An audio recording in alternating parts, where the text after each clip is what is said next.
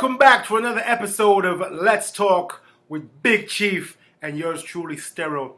Today we're going to delve into some geopolitics and speak specifically about the recent insurrection that took place in Brazil when you had citizens of that particular country storming a presidential building.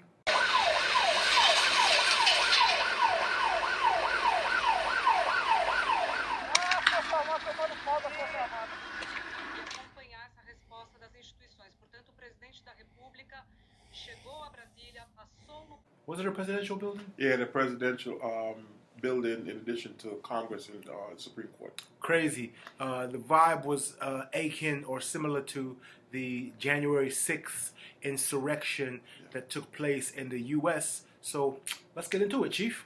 Hey, I want to say hello to everyone that support us and thank you. So basically what happened is the supporters of Jair Bolsonaro, the former president that lost actually the election, the runoff election against Luiz da Silva of Brazil on October 30th.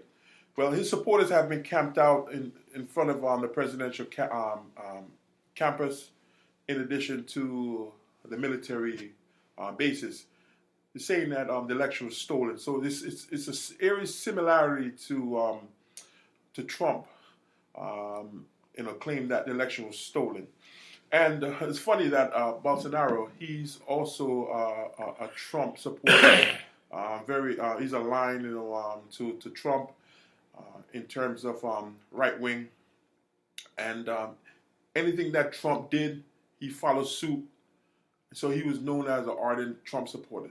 So with that being said, his supporters stormed the presidential palace, in addition to the Congress and Supreme Court, and eerily, it is similar to the January 6th event. Definitely. They trashed the place, urinated, defecated in the hallways, trashed the posters, in addition to the pictures, the tables, and it was all hell break loose. I mean, if you look at the news footage that they've been showing in the Western media, it seems like the exact same type of scenario that took place at the U.S. Capitol on the 6th. I mean, I saw some footage, and I was like, wow, that's like the exact same type same thing. And the thing about it is that, these supporters also had the flags draped around their bodies and stuff like that, and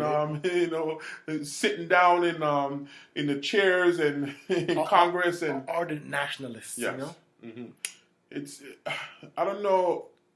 I think the January 6th insurrection, I don't want to say that it has set a precedent, because this is the first time we have seen it being played out. Otherwise, from what took place on January 6th in Brazil. You could say it was the provenience of those particular actions that followed it, It has kind of like set a precedent for insurrections, so to speak, Yeah. So it's like, now, I don't want to hope that it doesn't spread throughout the rest of the world, because now, individuals that vie in the election and loses, they're going to use the same strategy, tactics. To say that, hey, I lost because the election is stolen, and because it's stolen, I'm going to basically just go and tell my supporters to go out there and start rioting and taking over presidential palace or prime minister palace or whatever it is, Congress. It's terrible. I mean, the current leader of the country, Lula, he has been on record as saying the police are guilty of explicit connivance. I mean, so as far as this footage that I've seen, I didn't really see any police interjecting or, trying to prevent the attacks from happening. Basically the same as, the January 6th insurrection? Well, at least the January 6th insurrection, to be fair, some of the police were putting up a fight to keep them out until they became so overwhelmed. That's true. They just had to just say, That's true. You know, it's either putting your life at risk and some of them did put their life at risk. And I think it was like 5 of them that died based on what took place on January 6th. But from the footage from what I've seen in Brasilia, which is the capital of Brazil, where the Congress and the Supreme Court and the presidential palace is located in one complex. I didn't see any security forces on the ground, and they were just able to just go back and forth within the complex and just all hell break loose there. It seemed like a free-for-all. They were just storming it, you know, with no type of regard, and it was really a melee. Yeah. You know. Yeah. And for the news media to just catch it and, you know, distribute it, and we see it like the way we did, unadulterated. Yeah. You know, excuse me. It was definitely a sight to behold.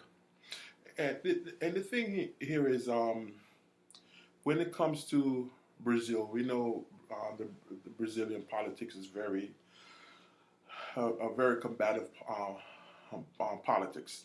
Now, this little history behind De Silva, who was the current president, and he was also the former president, and he was in the past he was arrested and charged with fraud, and this is like over 12 years ago, and I believe in 2019 he won his appeal and they released him based on the Supreme Court overturned the conviction. Now, he was very popular in Brazil, and Bolsonaro during his reign he did a lot of unconventional things in Brazil that the people that were not in agreement with. Hence, they voted him out. And during the election, as I mentioned before earlier, he had a runoff with Bolsonaro, and Bolsonaro lost. And Bolsonaro, he has never conceded. Now he's currently, after he lost the election, his supporters started camping out, but he left and came to Florida allegedly for treatment based on him being attacked. A stab wound. Yeah. And so he is having complications. He's in Florida in the hospital, what have you, currently.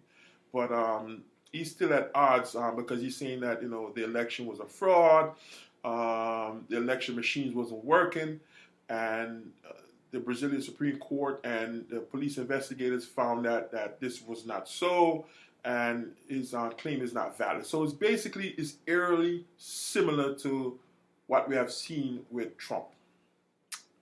Yeah, man. I mean, as far as Bolsonaro's politics, you know, he is, right wing? Yeah, it's right wing. And, you know,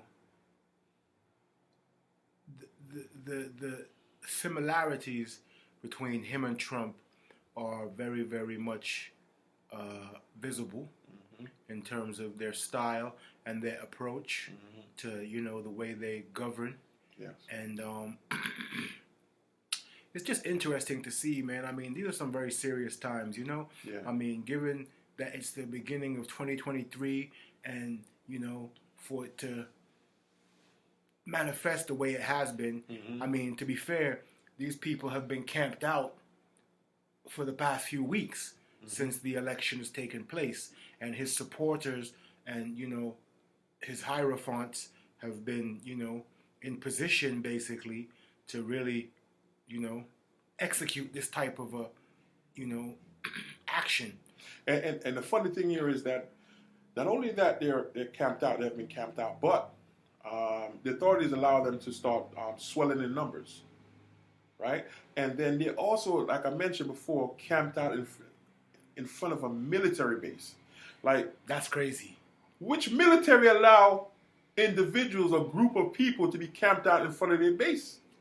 Not in America. Not in America. Not in America. Not in a lot of other places, because once you start camping out, in front of a military base, that's a threat, and most militaries they're not going to be in agreement with that. They're going to try to clear your way. Perceived as a threat and immediately neutralized. Correct. So, who allowed this to happen?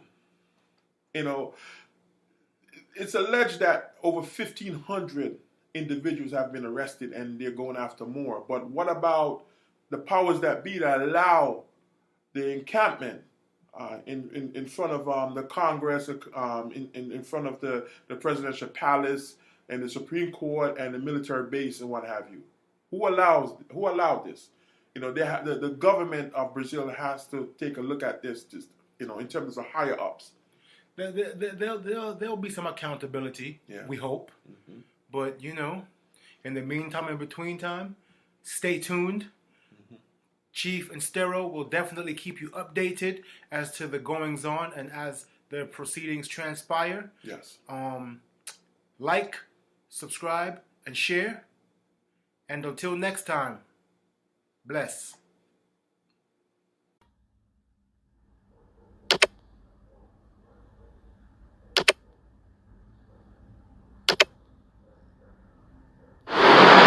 Socialmobie.com